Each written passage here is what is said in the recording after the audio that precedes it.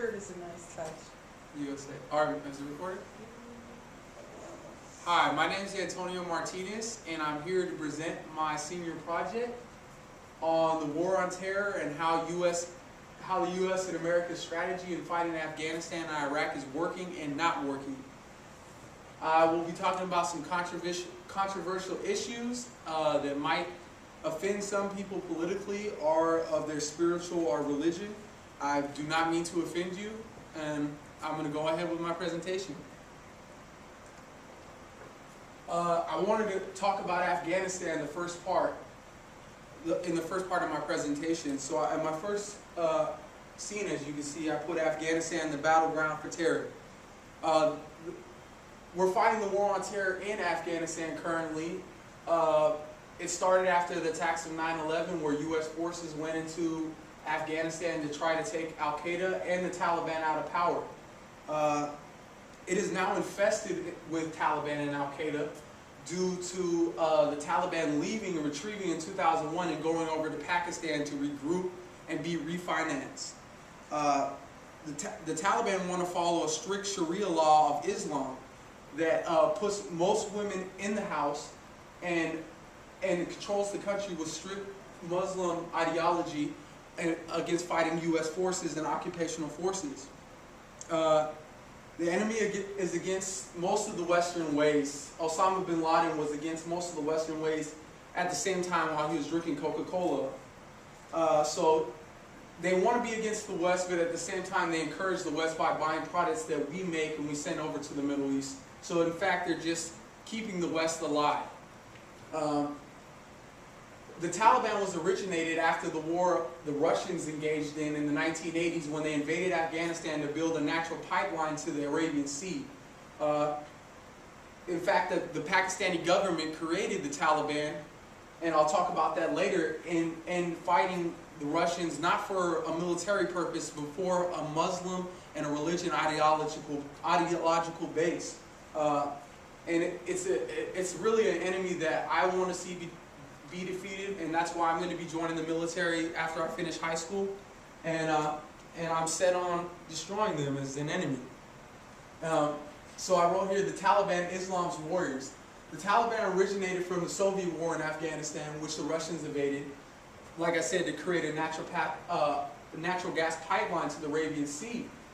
There were some of the first Muslim radicals that we've seen come from that time. There was Muslim radicals in Afghanistan fighting the British and even fighting all the way back to Genghis Khan. But there had never been a radical Muslim enemy like we've seen like this before. And most of the Russians weren't ready for this. They didn't understand fighting against a guerrilla warfare. They came in there with tanks, and they were mostly a tank army, and the Afghans and the Taliban would take advantage to the mountainous terrain. So they won the war by beating the biggest army in the world with simple guns that they used from the British war in the early 30s.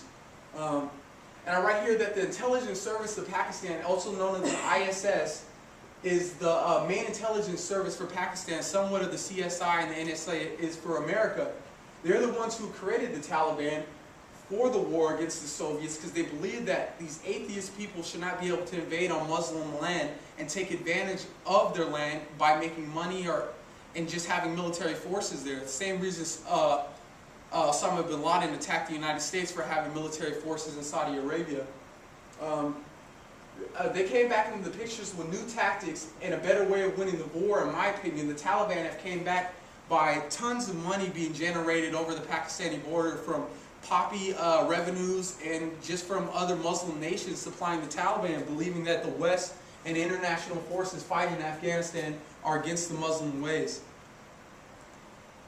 Here is a picture of the Taliban. Here's a picture of a Taliban executing a woman who was doing sexual services to the United States soldiers on the bases, on American soldiers. She was doing sexual preferences for money, and that's against Taliban rule and Sharia law against women. The Taliban are pretty much against any kind of crime, whether it be robbery, prostitution, or any kind of crime committed. And it's a serious offense if you do commit these crimes in Afghanistan or anywhere that Taliban has control. Mohammed Omar, or other called Sheikh Mohammed, is the leader of the Taliban. He's the sole leader of the Taliban, a man that gave Osama bin Laden the ability to put Al-Qaeda training camps in Afghanistan. He was known for his fierceness and ferocity against fighting against the Soviets. He was a marksman with rocket launchers, and he was really, they said he was a great man when it came to destroying Russian tanks. Omar is on the run. U.S. forces killed his son and his father and some of his families in an airstrike in 2001. They haven't found him since. They believe he's somewhere in the mountainous regions of close to Kandahar, in fact, and they believe that he might be close to the Pakistani border. They don't know right now. They say that they don't know. We don't know yet. But he came to power because after the Soviet invasion, once they lost against the Taliban, there was no control in Kabul or Afghanistan. There was complete chaos. There was a bunch of different insurgencies trying to take over the central government, and he eventually came with the Taliban. A lot of people that were trained in the madrasas in Afghanistan, which is a religious radical school where they teach young jihadist fighters. Muhammad Omar is one of the top enemies for the United States is trying to retrieve. There's a $10 million ransom against him, and hopefully he would be found due to the U.S. invasion. Taliban back from the dead. So after we destroyed the Taliban in 2001, we thought they were a done enemy. President Bush and his administration thought that this enemy was gone, that they were a weak enemy, but really they just went over the Pakistani border where they generated revenue from poppies and other ways. And there they regrouped from madrasas. They got a lot of young soldiers from madrasas and all through the Pakistani region. Right now there's Pakistani forces fighting them over in the coast region, also known as the tribal areas. Area that's unpoliced and unarmed. It follows strict Muslim Sharia law, and there they have complete control over the people and the population. And on to the next slide. So this is a picture of Muhammad Omar. There's only really about Mullah Omar. There's only really about 4 to 5 pictures of him. He's really not seen. You notice that he has an eye missing due to the invasion of the Russians. He lost his eye in one of the firefights. And these are some of the pictures. The picture on the left is just a picture of what they think he looks like. That's an actual picture on the right where he's having a meeting with other tribal Pakistani leaders, other tribal Taliban Pakistani leaders over the Pakistani border. They took a picture there. Al Jazeera did.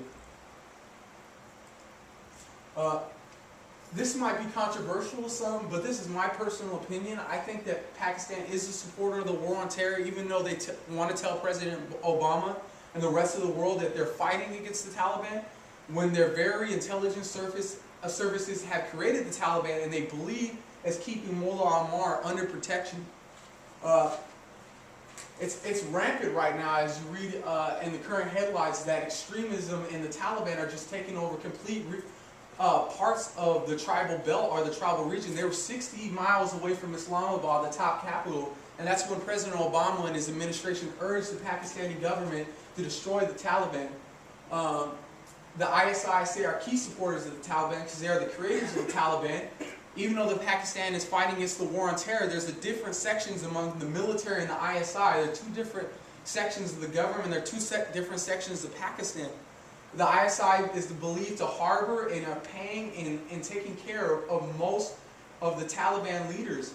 Whether you're in Peshawar or whether you're in the tribal region or Islamabad, there's rampant extremism all throughout Pakistan, and most of the government is supporting it. In my personal opinion, this is my personal opinion and things that I've learned, and I believe that Pakistan is a supporter on the war on terror, even though they tell us otherwise. Tribal areas in the Pakistani mountains have been around for centuries. It's been a hotbed for terrorism all the way back to the British colonial rule of the 1930s. They fought them there, and eventually the British left. And there's still British bases in the tribal region which Pakistani forces occupy, but really they have no control over this region. It was the Soviet invasion that caused the country to set up the madrasas in the first place, and the madrasas, like I was saying, is a school that teaches radical Islam to young Muslims. They learn nothing there. It's all boys. No women are allowed inside the school, and they simply just read from the Quran all day, and they remember verses from the Quran. It causes radicalization among Muslim youth.